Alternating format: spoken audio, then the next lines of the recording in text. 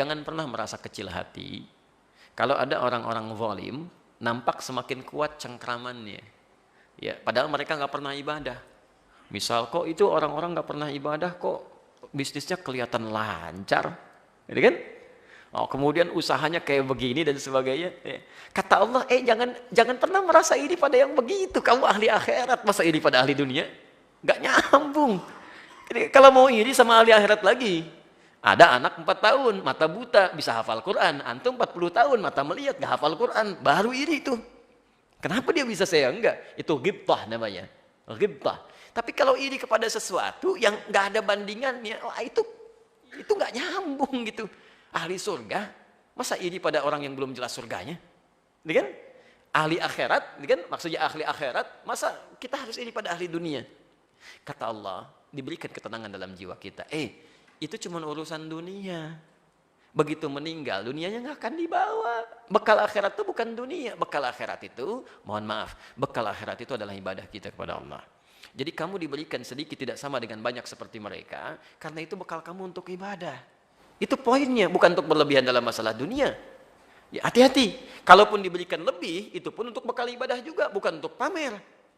Ya, karena mungkin barangkali orang yang nggak punya harta lebih, dia sudah banyak tahajudnya. Saking jarang makan yang enak-enak, misalnya dia sering puasanya, malam-malam sering bangunnya, sedikit tidurnya, sedikit makannya. Lah kamu sedikit-sedikit makan, sedikit-sedikit tidur, gitu kan? Saya berikan harta lebih supaya dengan itu jadi bekal ibadah yang lain. Saingi mereka itu, keluarkan infaknya, sedekahnya, macam-macamnya. Jelas sampai sini? Nah mereka itu kata Allah, biarkan aja. Nanti karena banyak itu digunakan, nggak mau ibadah, harta digunakan untuk banyak maksiat, dosa yang terbanyak dikumpulkan dari situ.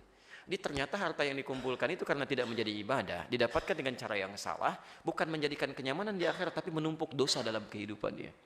Hingga akhirnya kata Allah, perhatikan, di ujung waktu mereka akan menyesal dan memohon kepada Allah. Ya Allah berikan kami kesempatan. Berikan kesempatan ya Allah, agar bisa memperbaiki diri. Jangan pernah merasa iri dan pesimis dengan kehidupan orang-orang yang tidak menyembah Allah, tapi terlihat seperti sejahtera. Ya, terlihat seperti sejahtera. Itu hanya sebatas fata morgana dunia, yang jika mereka tidak tobat hanya menambah dosa dan penyesalan di akhirat nanti. Yang harus kita lakukan, saya tutup, An-Nisa ayat 32. Itu yang harus dilakukan. Ya, tingkatkan ibadah, tingkatkan ikhtiar, supaya kita bisa merasakan kenyamanan hidup dunia dan bahagia di akhirat nanti. Baik. Pilih mana? Miskin dunia, kemudian kaya akhirat, atau yang kedua, kaya di dunia tapi miskin di akhirat. Pilih mana? Oh, pilih yang ketiga, kaya di dunia dan kaya di akhirat, itu yang paling bagus. Itulah yang ditawarkan di An-Nisa ayat 32 itu, ya. Kan sahabat Nabi juga tidak harus jadi orang miskin untuk masuk surga. Abu Bakar kaya, Utsman kaya, gitu kan? Abdurrahman bin Auf kapaknya terbuat dari emas.